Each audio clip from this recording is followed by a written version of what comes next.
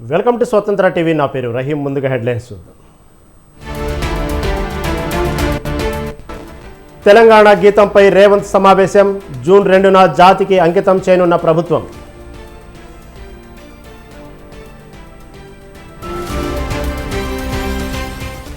కులం, మతం, రాజకీయాలు చూడకుండా ప్రతి ఒక్కరికి మంచి చేశాం. మళ్లీ మన ప్రభుత్వం ఏర్పాటు కాబోతుందన్న సీఎం జగన్.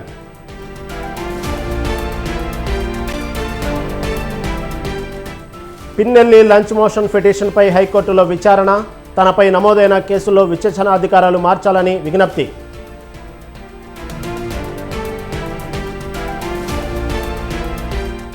ప్రతిపక్షాలే టార్గెట్గా మోదీ విద్వేషపూరిత వ్యాఖ్యలు.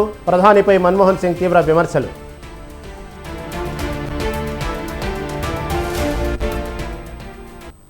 రైట్, ఇక డీటెయిల్స్ చూస్తే జయ జయ హే తెలంగాణ గేయాన్ని ప్రభుత్వం తెలంగాణ రాష్ట్ర గీతంగా ఆమోదించినట్లు ముఖ్యమంత్రి రేవంత్ రెడ్డి అన్నారు. తెలంగాణ రాష్ట్రం ఆవిర్భవించి ఏడాది జూన్ 2వ తేదీ నాటికి 10 ఏళ్లు పూర్తవుతున్న సందర్భంగా దశాబ్ది ముగింపు వేడుకలను ఘనంగా నిర్వహించేందుకు ఏర్పాట్లు చేస్తున్నామన్నారు. అదే వేడుకల సందర్భంగా జయ జయ హే తెలంగాణ గీతాన్ని జాతికి అంకితం చేస్తామని చెప్పారు.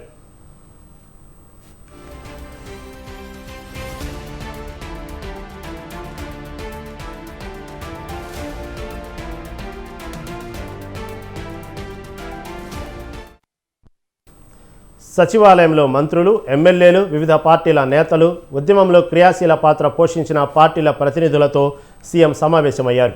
తెలంగాణ రాష్ట్ర గీతంతో పాటు రాష్ట్ర ఆవిర్భావ దశాబ్ది ముగింపు వేడుకల నిర్వహణపై చర్చించారు.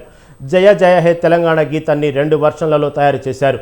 2 గంటల 30 నిమిషాల నిడివితో ఒక వర్షను, 13 నిమిషాల 30 నిమిషాల సెకండ్లతో నిడివితో పూర్తి వర్షన్ రూపొందించారు. ప్రభుత్వ కార్యక్రమాల్లో ఆలపించేందుకు వీలుగా పూర్తి గేమ్తో ఉన్న 3 చరణాలతో 2.5 నిమిషాల నిడివితో సంక్షిప్త గేమ్ ఉంటుందని సీఎం ప్రకటించారు.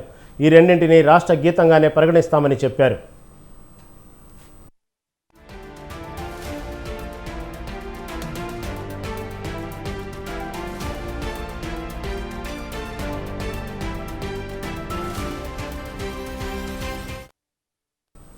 ఉద్యమ కాలంలో అందరినీ ఉరుతొలగించిన తెలంగాణ ఖ్యాతిని చాటిన ఈ గీతాన్ని భవిష్యత్తులో తరతరాలకు కావడుకునేలా అందరి ఆమోదంతో రాష్ట్ర గీతంగా ఆమోదించినట్లు సీఎం రేవంత్ తెలిపారు. తెలంగాణ కవి, రచయిత అందెశ్రీ 20 ఏళ్ల కిందట రాసిన ఈ గీతాన్ని యథాతథంగా ఆమోదించినట్లు ప్రకటించారు. ఆస్కార్ అవార్డు గ్రహీత కీరవాణి సంగీతంతో పాటు స్వరాలు కూర్చారు.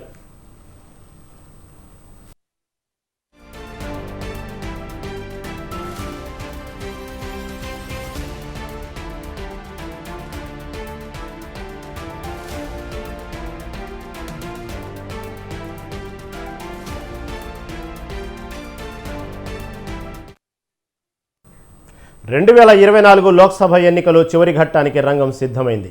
ఒక పక్క జూన్ 1న 7వ దశ పోలింగ్కు ఏర్పాట్లు పూర్తి కాగా, మరోపక్క జూన్ 4న ఓట్ల లెక్కింపునకు ఏర్పాట్లు ముమ్మరంగా సాగుతున్నాయి.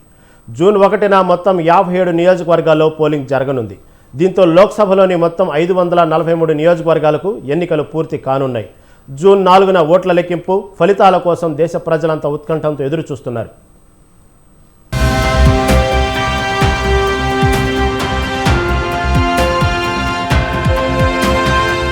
జూన్ 1న బీహార్లోని 8 నియోజకవర్గాలు, హిమాచల్ ప్రదేశ్లోని మొత్తం 4 లోక్సభ నియోజకవర్గాలు, జార్ఖండ్లో 3 స్థానాలకు, ఒడిశాలో 6, పంజాబ్లోని మొత్తం 13 నియోజకవర్గాలు, ఉత్తరప్రదేశ్లోని 13 నియోజకవర్గాలకు, పశ్చిమ బెంగాల్లో 9 స్థానాలకు, చండీగఢ్లోని ఏకైక నియోజకవర్గానికి ఎన్నికలు జరుగుతాయి.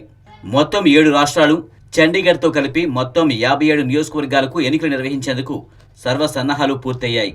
నేటి సాయంత్రంతో ఈ నియోజకవర్గాల్లో ప్రచారం ముగిసింది.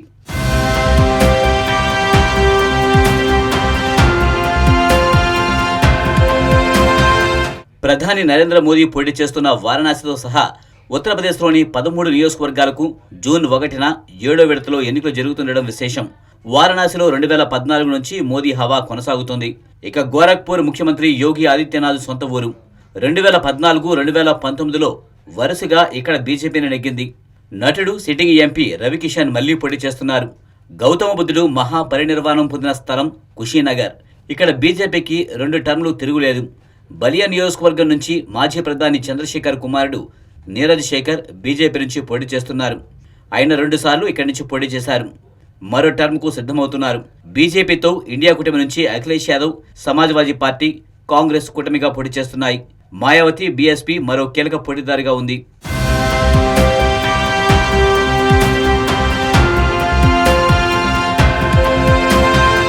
రెండు 2022లో కాంగ్రెస్ అధికారంలోకి వచ్చాక హిమాచల్ ప్రదేశ్లో జరుగుతున్న తొలి లోక్సభ ఎన్నికలు ఇవి. సిమ్లా, మండి, కాంగ్డా, హమీర్పూర్ మొత్తం 4 స్థానాలకు జూన్ 1న ఎన్నికలు జరుగుతాయి. హిమాచల్ ప్రదేశ్ రాజధాని సిమ్లా నుంచి మాజీ ముఖ్యమంత్రి వీరభద్ర సింగ్ కుమారుడు విక్రమాదిత్య సింగ్ పోటీ చేస్తుంటే, సినీ నటి కంగనా రనౌత్ను బీజేపీ రంగంలోకి దించి ఆమె గ్లామర్ను మోదీ చరిష్మాకు వినియోగించుకుని విజయం సాధించాలని ఆ పార్టీ భావిస్తుంది. ఇక కేంద్ర మంత్రి అనురాగ్ ఠాకూర్ 2009 నుంచి హ్యాట్రిక్ విజయం సాధించిన హమీర్పూర్ నియోజకవర్గం నుంచి మళ్లీ మరోసారి పోటీకి దిగుతున్నారు. కంగ్దా నుంచి కేంద్ర మాజీ మంత్రి, కాంగ్రెస్ సీనియర్ నాయకుడు ఆనంద్ శర్మ పోటీ పడుతున్నారు. హిమాచల్ ప్రదేశ్లో చాలా మంది సైన్యంలో సేవలు అందిస్తారు. అగ్నివీర్ పథకంతో చాలా మంది సైన్యంలో చేరాలనుకునే యువకులు అసంతృప్తిలో ఉన్నారు. బీజేపీకి అదో మైనస్ పాయింట్ కావచ్చు. కాంగ్రెస్ ప్రభుత్వం అమలు చేస్తున్న పథకాలు ఆ పార్టీకి ఓట్లు కురిపించవచ్చు.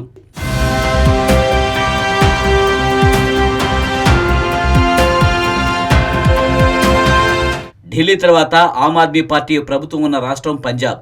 ఆమ్ ఆద్మీ పార్టీ సర్కార్ ఏర్పడిన తర్వాత లోక్సభ ఎన్నికలేవి. జూన్ 1న జరిగే ఎన్నికల్లో 13 లోక్సభ నియోజకవర్గాలకు ఎన్నికలు జరగనున్నాయి. ఇండియా కూటమిలో భాగస్వాములైన పంజాబ్లో ఆమ్ ఆద్మీ, కాంగ్రెస్ విడిగా పోటీ చేస్తున్నాయి. దీంతో బీజేపీ, కాంగ్రెస్, ఆమ్ ఆద్మీ పార్టీ, శిరోమణి అకాలీ దళ్ మధ్య చతుర్ముఖ పోటీలు జరుగుతున్నాయి. 2019లో మొత్తం 13 నియోజకవర్గాల్లో కాంగ్రెస్ 8 స్థానాల్లో విజయం సాధిస్తే మిగతా స్థానాలను బీజేపీ, శిరోమణి అకాలీ దళ్, ఆప్ గెలుచుకున్నాయి. మాజీ ముఖ్యమంత్రి అమరీందర్ సింగ్ భార్య ప్రణీత్ కౌర్ బీజేపీ తరపున పాటియాల నుంచి పోటీ చేస్తున్నారు. ఒకప్పుడు దివంగత అరుణ్ జైట్లీ పోటీ చేస్తున్న అమృతసర్ నుంచి బీజేపీ గతంలో అమెరికాలో రాయబారిగా పనిచేసిన తరంజిత్ సింగ్ సంధును అభ్యర్థిగా నిలిపింది. చండీగఢ్లో కాంగ్రెస్ సీనియర్ నాయకుడు మనీష్ తివారీ బీజేపీ తరపున సంజయ్ టాండన్ పోటీ పడుతున్నారు. గతంలో పోటీ చేసిన నటి కిరణ్ ఖేర్ను తప్పించి గతంలో ఛత్తీస్గఢ్ మాజీ గవర్నర్ బలరాంజీ దాస్ టండన్ కుమారుడికి బీజేపీ టికెట్ ఇచ్చింది. సైన్యంలో సిక్కులు కీలకం. ప్రత్యేక సిక్ రెజిమెంటే ఉంది. ఇక్కడ నుంచి సైన్యంలో చేరేవారు ఎక్కువ. మోదీ సర్కార్ తెచ్చిన అగ్నిపథ్ స్కీమ్ను యువత వ్యతిరేకిస్తున్నారు. అది ఎన్నికల ఫలితాలపై ప్రభావం చూపవచ్చు.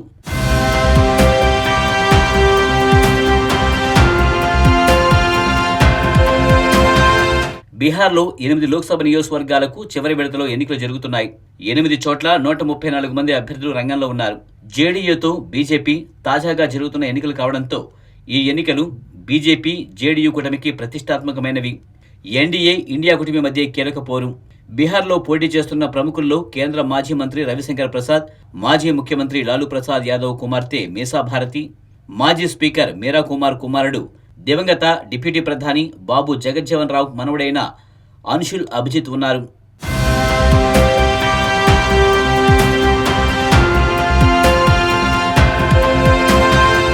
బెంగాల్ ఆఖరి పోరుకు సిద్ధమైంది. జూన్ 1న 9 రాష్ట్రాలకు పశ్చిమ బెంగాల్లో పోలింగ్ జరుగుతుంది. 2019లో ఈ స్థానాలను తృణమూల్ కాంగ్రెస్ మొత్తం గెలుచుకోవడం విశేషం. తృణమూల్, బీజేపీ మధ్య తీవ్ర వివాదాలతో సాగిన ఎన్నికలు 7వ విడతలో పూర్తవుతాయి. సీఎం మమతా బెనర్జీ మేనల్లుడు 2014-2019లో నెగ్గిన అభిషేక్ బెనర్జీకే ఈసారి డైమండ్ హార్బర్ తృణమూల్ మళ్లీ టికెట్ కేటాయించింది. ఈసారి బీజేపీ నుంచి తృణమూల్ గట్టి పోటీ ఎదుర్కొంటుంది. విజయం ఎవరిదో చూడాలి.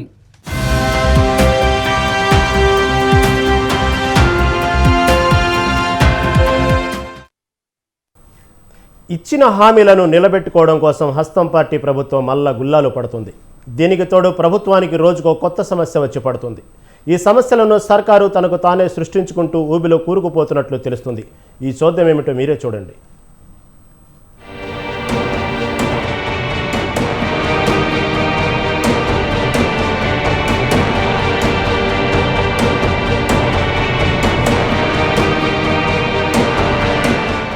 మాటలు కోటలు దాటినా కాళ్లు గడపలు దాటవు అంటూ రాజకీయ నాయకుల మీద సెటైర్లు వేసుకోవడం పరిపాటే. ఎన్నికల వేళ హామీలు ఇవ్వడం తప్పేం కాదు. ఇది చేస్తాం, అది చేస్తామని నేతలు చెప్పడం, ప్రజలు విశ్వసించడం, ఓటేయడం, గెలిపించడం ఇది సాధారణంగా జరిగే తంతు. ముందు అధికారంలో ఉన్న నేతలైతే తమ హయాంలో ఇది చేశాం, భవిష్యత్తులో అది చేస్తాం అని చెప్పి ఓట్లు అభ్యర్థించవచ్చు.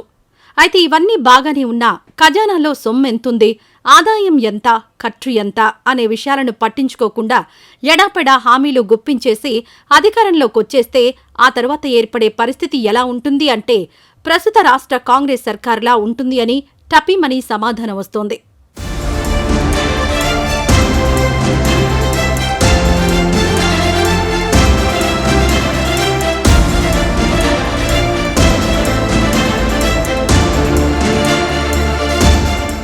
లోక్సభ ఎన్నికల కోడ్ ముగుస్తున్న నేపథ్యంలో ప్రభుత్వంపై ప్రజలకు భారీ అంచనాలున్నాయి.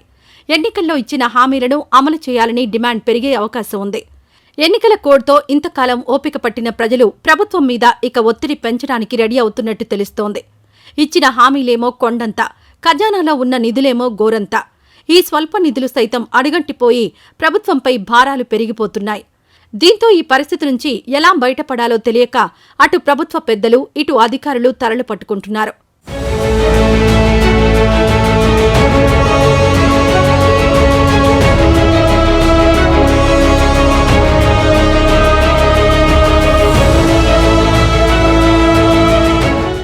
రాష్ట్ర కాంగ్రెస్ సర్కార్ సమస్యల వలయంలో కొట్టుమిట్టాడుతోంది.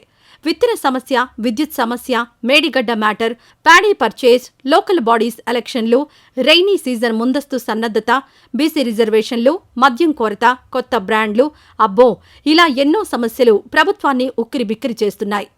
మరోవైపు రాష్ట్ర సర్కార్ తీరుపై విపక్షాలు ఏకధాటిగా విమర్శనాస్త్రాలు సంధిస్తున్నాయి. ప్రతి అంశాన్ని కార్నర్ చేస్తూ బీజేపీ, బీఆర్ఎస్ నేతలు దూకుడు పెంచేస్తున్నారు. అయితే ఇటు పార్టీ పెద్దలు, మంత్రులు ఈ విమర్శలను సమర్థవంతంగా తిప్పికొట్టలేకపోతున్నారు.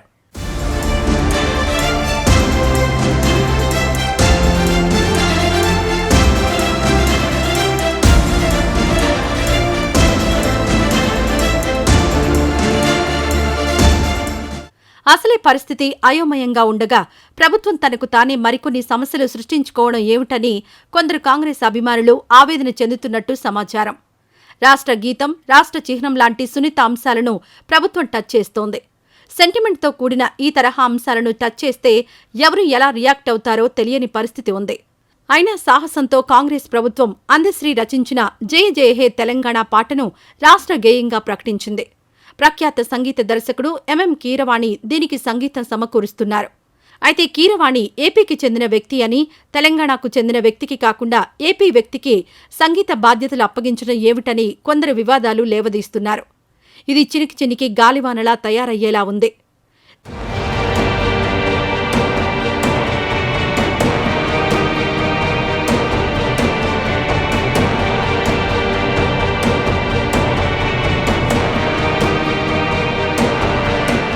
తెలంగాణ రాష్ట్ర చిహ్నం మార్పు విషయం వివాదాలకు దారితీసేలా ఉంది. గత ప్రభుత్వం రూపొందించిన రాష్ట్ర చిహ్నంలో ఉన్న కాకతీయ కళాతోరణం, చార్మినార్లు రాచరిక పోకళ్లకు నిదర్శనమని, వాటి స్థానంలో తెలంగాణ పోరాటం, త్యాగాల గుర్తులతో రాష్ట్ర చిహ్నాన్ని రూపొందిస్తున్నట్లు కాంగ్రెస్ ప్రభుత్వం ప్రకటించింది. అయితే ప్రభుత్వ నిర్ణయాన్ని విపక్షాలతో పాటు ప్రజా సంఘాలు, తెలంగాణ ఉద్యమకారులు తప్పుపడుతున్నారు. కాకతీయ కళాతోరణం, చార్మినార్ రాచరికపు ఆనవాళ్లు అందశ్రీ రచించిన జై జయ హే తెలంగాణ గీతంలో ఉన్నాయని, అదే గీతాన్ని రాష్ట్ర గేయంగా రేవంత్ రెడ్డి ప్రభుత్వం ప్రకటించిందని గుర్తు చేస్తున్నారు. రాష్ట్ర చిహ్నంలో పనిచేయని కాకతీయ కళాతోరణం రాష్ట్ర గేయంలో ఎలా పనిచేస్తాయని ప్రశ్నిస్తున్నారు. చార్మినార్, కాకతీయ కళాతోరణం రెండూ తొలగించడం వరంగల్, హైదరాబాద్ ప్రజలను అవమానించడమే అని విపక్షాలు ఆరోపిస్తున్నాయి. ప్రభుత్వ తీరుపై మండిపడుతున్నాయి.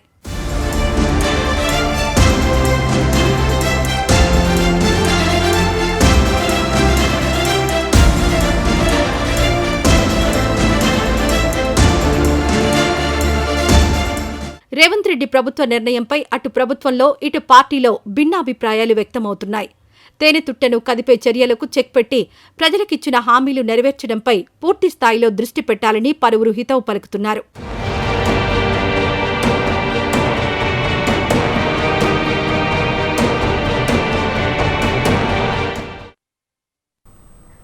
ఆదిలాబాద్ జిల్లాలో అన్నదాతలు అవస్థలు పడుతున్నారు. మండు టెండలో గంటలు తరబడి రోజుల కొద్దీ క్యూలైన్లో పడిగాపులు కాసిన విత్తనాలు దొరకని పరిస్థితుల్లో అల్లాడుతున్నారు. దీంతో కడుపు మండి కన్నెర్ర చేస్తున్నారు. ఇదేనా ప్రభుత్వ తీరు అంటూ ప్రశ్నిస్తున్నారు. ఇంతకీ రైతన్న రోడ్డెక్కే దుస్థితి ఎందుకు వచ్చింది?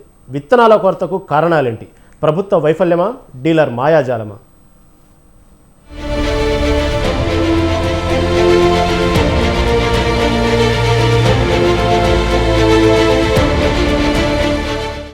దేశానికి అన్నం పెట్టే అన్నదాత అవస్థలు పడుతున్నాడు. ఖరీఫ్ సీజన్ ప్రారంభం కావడంతో విత్తనాలపై దృష్టి సారించిన రైతన్నకు సీడ్ కొరత కంటతడి పెట్టిస్తోంది. మండుటెండలో రోజులు గడిచే కొద్దీ పడిగాపులు కాసిన విత్తనాలు దొరకని పరిస్థితితో ఆందోళన బాట పడుతున్నారు. ముఖ్యంగా పత్తి విత్తన విక్రయాల్లో డీలర్ల మాయాజాలంతో అన్నదాతకు కష్టాలు తప్పడం లేదు. కొన్ని విత్తనాలకు కృత్రిమ డిమాండ్ సృష్టించడంతో అన్నదాతలు వాటి కోసమే బారులు తీరి పడిగాపులు కాస్తున్నారు. అందకపోవడంతో రోడ్డెక్కి నిరసనకు దిగుతున్నారు.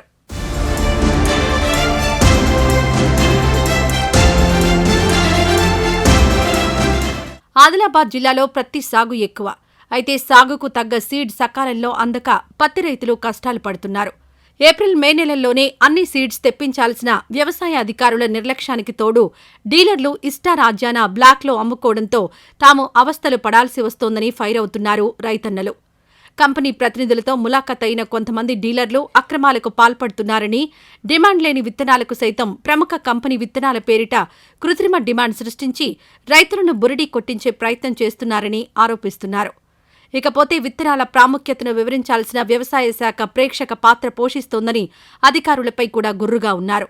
తమకు కావలసిన రాశి 659 పత్తి విత్తనాలను తెప్పించడంలో ఫెయిల్ అయ్యారని, దీంతో విత్తనాల కోసం తీవ్ర ఇబ్బందులు ఎదుర్కొనే పరిస్థితి, ఆందోళనకు దిగే దుస్థితి వచ్చిందని అగ్గి మీద గుగ్గిలంలా నిప్పులు చెరుగుతున్నారు.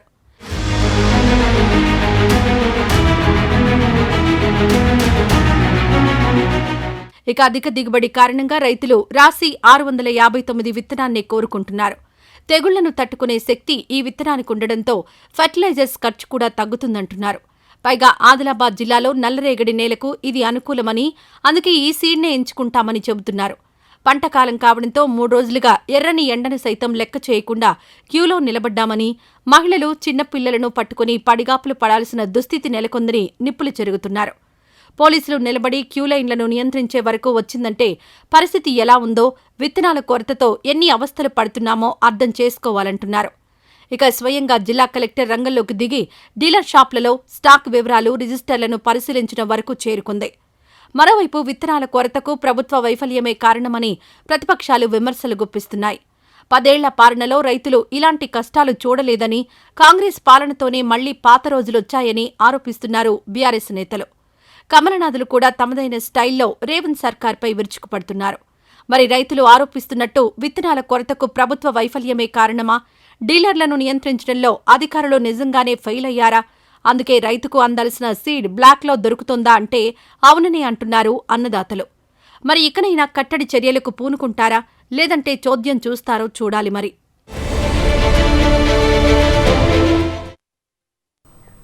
అడుగు బయట పెట్టాల్సిన పని లేకుండా ఆధునిక సాంకేతికత ఎంతో సాయం అందిస్తుంది. స్మార్ట్ ఫోన్లు, నగదురహిత లావాదేవీలు, డిజిటల్ పేమెంట్లు, అబ్బో ఎన్నో వచ్చేసాయి. అయితే సైబర్ నేరగాళ్లు సైంధవులా తయారై స్మార్ట్ ఫోన్ వినియోగదారుల పాలిట శాపంలా మారుతున్నారు. కొరియర్ సిబ్బంది, క్రైమ్ బ్రాంచ్ పోలీసులు, బ్యాంకు మేనేజర్లంటూ పలు రీతుల్లో ఫోన్లు చేసి మోసాలకు పాల్పడుతున్నారు. సైబర్ కేటగాళ్ల మోసాలపై అప్రమత్తంగా ఉండాలని పోలీసులు హెచ్చరికలు చేస్తున్నారు.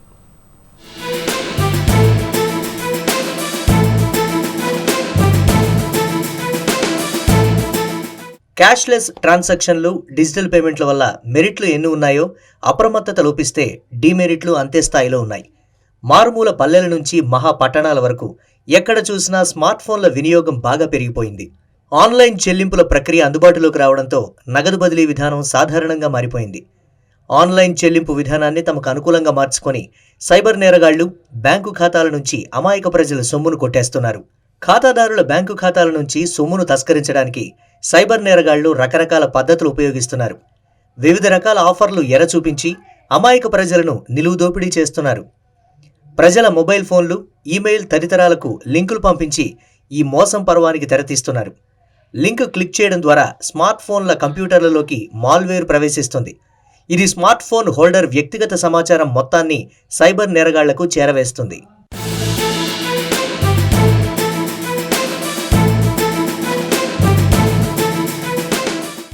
మరో తరహా మోసంలో కొందరు సైబర్ కేటుగాళ్లు ప్రజల మొబైల్ నెంబర్లు సంపాదించి పరిచయం చేసుకుంటారు. తీయటి మాటలతో బుట్టలో వేసుకుంటారు. ఇంకొందరు నేరుగా కాల్ చేసి లాటరీ వచ్చిందని మోసానికి పాల్పడతారు. మరికొందరు మోసగాళ్లు ఇంటి నుంచే పనిచేసి ఈజీగా మనీ ఎర్న్ చేయవచ్చని, ఉద్యోగం కల్పిస్తామని రకరకాల మాటలు చెప్పి నమ్మిస్తారు. ఏదో విధంగా యూజర్ ఐడి, పిన్ నెంబర్ వివరాలు తెలుసుకుంటారు.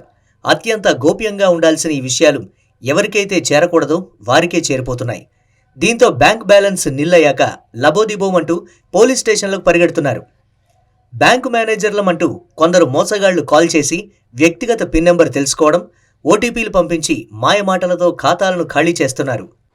తెలంగాణలో తర్వాత మొత్తం ఇండియాలో cyber crimes day by day increase అవుతున్నాయి. మీ పర్సనల్ ఇన్ఫర్మేషను ఎవరికి ఇవ్వకండి. ఎవరైనా అనవసరంగా లింక్స్ వస్తూ ఉంటాయి ఫోన్లో. ఆ లింక్స్ క్లిక్ చేసి ఆ లింక్ క్లిక్ చేయగానే మీకు మీ అకౌంట్ నెంబర్ అడుగుతారు, మీ పర్సనల్ డీటెయిల్స్ అడుగుతారు, మీ ఫోన్ నెంబర్ అడుగుతారు. అట్లాంటివి మీరు ఏం వేరే వాళ్ళకి ఇచ్చే అవసరం లేదు. మీ డబ్బులు మీ బ్యాంక్లో సేఫ్ ఉంటాయి. మీరు ఏం లింక్ క్లిక్ చేయకుండా, మీ ఆశపడకుండా, మీ డబ్బులు ఎక్కువ వస్తాయని చెప్పి ఇన్వెస్ట్ చేయకుండా అట్లాంటి పని చేయబాగండి. మీ డబ్బులు మీ సేఫ్గా మీరు బ్యాంక్లో పెట్టుకోండి. అనవసరంగా లింక్స్ క్లిక్ చేసి అనవసరంగా ఫోన్లో ఎవరైనా ఫోన్ చేసి మాట్లాడి మేము బ్యాంక్ నుంచి మాట్లాడుతున్నాం, మీ పాన్ కార్డు ఎక్స్పైరీ అయిపోయింది, మీ అకౌంట్ ఎక్స్పైరీ అయిపోయింది, మీ అకౌంట్ నెంబర్ ఇవ్వండి అని అడుగుతారు. మీరు అట్లాంటి ఎవరు అడగరు. బ్యాంక్ వాళ్ళు ఫోన్ మీద మీ ఇన్ఫర్మేషన్, పర్సనల్ ఇన్ఫర్మేషన్ అడగరు. అందు గురించి మీరు చెప్పండి అట్లాంటి వాళ్ళకి, మేము బ్యాంక్కి పోయి కనుక్కుంటామని పెట్టేసేయండి. కొరియర్ సర్వీస్ నుంచి మాట్లాడుతున్నాం, క్రైమ్ బ్రాంచ్ పోలీసులు మాట్లాడుతున్నామంటూ ఇటీవల చాలామందికి ఫోన్ కాల్స్ వస్తున్నాయి. తైవాన్కు మీ పేరుతో ఉన్న పార్సిల్ వెళ్తోంది, అందులో కొన్ని హానికర డ్రగ్స్, మత్తు పదార్థాలు ఉన్నాయంటూ గుర్తు తెలియని వ్యక్తులు ఫోన్ చేసి బెదిరించి సొమ్ములు దోచుకుంటున్నారు.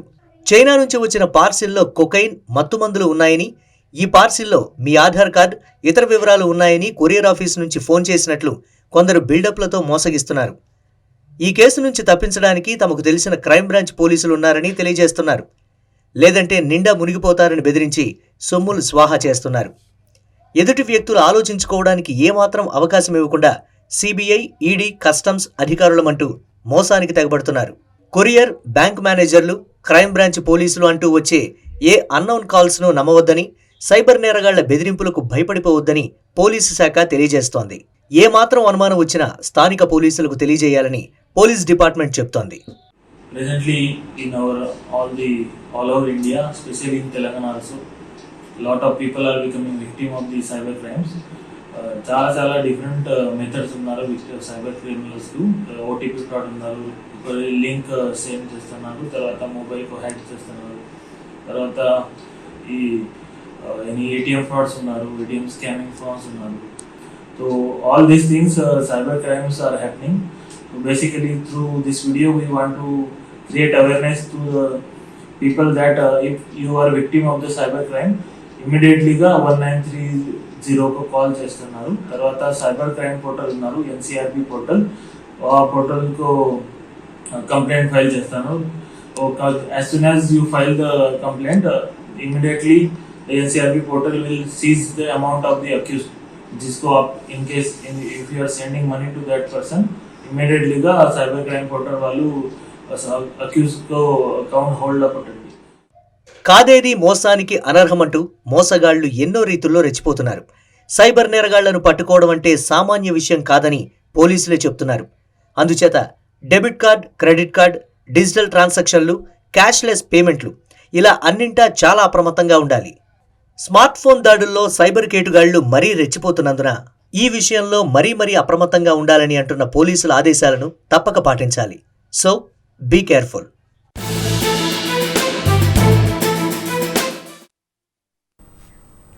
గూబ గుయ్యమనే కారం, నోరూరించే మసాలాలు లేని ఫుడ్ భారతీయులు ఇష్టపడరు. స్పైసీ ఫుడ్ను అవరవరమని తినడమే మన అలవాటు. దట్టించిన మసాలాలతో చికెన్ బిర్యానీ, మటన్ బిర్యానీ అమ్మి కోట్లు గడిస్తున్నారు హోటళ్ల వాళ్ళు. ఆఖరికి కేఎఫ్సీ వాళ్ళు కూడా భారతీయ ఫుడ్ అభిమానుల కోసమే స్పైసీ చికెన్ రోల్స్ మార్కెట్ చేస్తున్నారు. అలాంటి స్పైసీ ఫుడ్ ఎంతవరకు ఆరోగ్యకరం ఓ లుక్కేద్దాం. ప్రక్రియ అందుబాటులోకి రావడం, సిగరెట్ స్మోకింగ్, మద్యం హానికారకం అని అందరూ అంగీకరిస్తారు. భారతదేశంలోని మసాలాలు, ఫిష్ కర్రీ మసాలాల వంటివి కూడా ఆరోగ్యానికి హానికరమంటే నమ్ముతారా? నమ్మరు. కానీ ఈ మసాలాల్లో క్యాన్సర్ కారకమైన కెమికల్స్ ఉన్నాయి అని అమెరికా, యూరోపియన్ యూనియన్ దేశాలు అంటున్నాయి. ఈ ఉత్పత్తులను రిజెక్ట్ చేస్తున్నాయి కూడా. 2024 ఏప్రిల్ 5న Hong Kong food safety association Madras curry powder mixed masala powder, sambar masala mixed masala powder, Everest fish curry masala వంటి వాటిలో ఎథిలీన్ ఆక్సైడ్ అధిక మొత్తంలో ఉందని, ఇవి క్యాన్సర్ కారకాలని పేర్కొంది. ఈ రసాయనాలను చాలా దేశాలు నిషేధించాయి.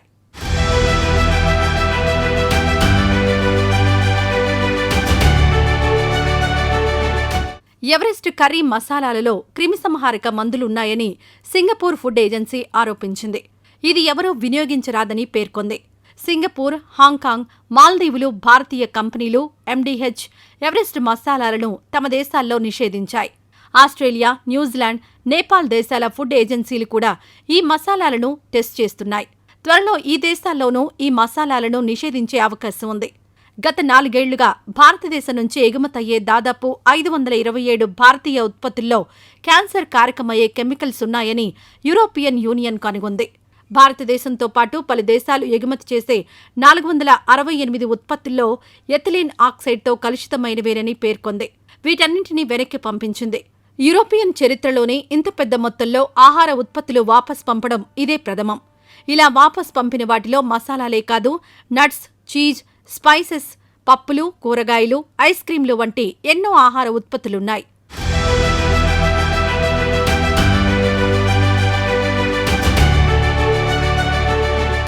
గత 6 నెలలుగా అమెరికాకు ఎగుమతైన ఎండీఎస్ మసాలా ఉత్పత్తుల్లో 31% ఉత్పత్తులను అమెరికా కస్టమ్స్ అథారిటీ రిజెక్ట్ చేసింది, వాపస్ పంపించింది.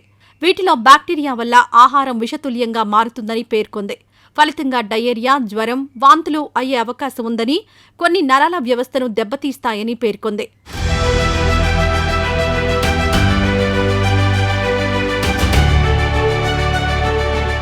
మోదీ ప్రభుత్వం భారత ఫుడ్ సేఫ్టీ స్టాండర్డ్స్ అథారిటీ గత నెల మాసాల్లో పెస్టిసైడ్ శాతాన్ని 10 రెట్లు పెంచేందుకు అనుమతిచ్చింది. 140 కోట్ల ప్రజల జీవితాలతో ప్రభుత్వం, ఉత్పత్తిదారులు ఆడుకుంటున్నారు. ఇందుకు ప్రభుత్వమే బాధ్యత వహించాలి. హాంకాంగ్ వంటి దేశాలు ఎందుకు మసాలాలను రిజెక్ట్ చేస్తున్నాయని ఎవరెస్ట్ కంపెనీని నిలదీస్తే, తాము భారత స్పైసీ బోర్డు ల్యాబొరేటరీ నుంచి ఆమోదం పొందిన తర్వాతే ఈ ఉత్పత్తులు ఎగుమతి చేస్తున్నామని చెబుతుంది. నిజానికి స్పైసీ బోర్డు వాణిజ్య మంత్రిత్వ శాఖలో ఓ భాగమే. ఉత్పత్తుల్లో క్యాన్సర్ కారకమైన పదార్థాలు ఉన్నాయా లేదా అని తేల్చాల్సిందే. Food safety and standard authority of India, ఇది భారత ఆరోగ్య మంత్రిత్వ శాఖ పర్యవేక్షణలో ఉంటుంది.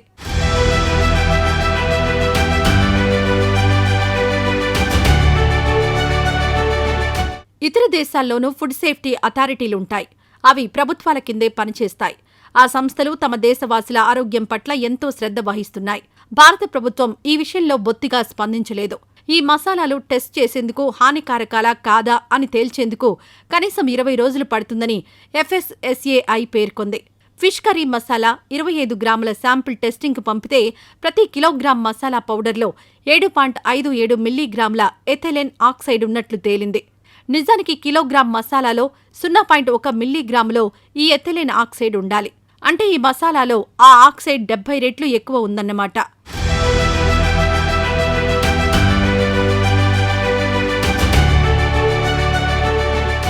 ఎథిలీన్ ఆక్సైడ్ను ఈఓ లేదా ఈటీఓగా వ్యవహరిస్తారు. ఇది ఎంత హానికారకమంటే దీనిని ఎక్కువగా పరిశ్రమల్లోనే వాడతారు. మసాలాలను స్టెరిలైజ్ చేసేందుకు దీనిని వాడతారు. దీనిని మసాలాల ప్యాకింగ్ సమయంలోనే ఉపయోగిస్తారు. వరల్డ్ హెల్త్ ఆర్గనైజేషన్కు చెందిన international agency for research on cancer ethylene ఆక్సైడ్ను మానవులకు హానికారకమైన రసాయనాల్లో గ్రూప్ 1 కింద చేర్చింది.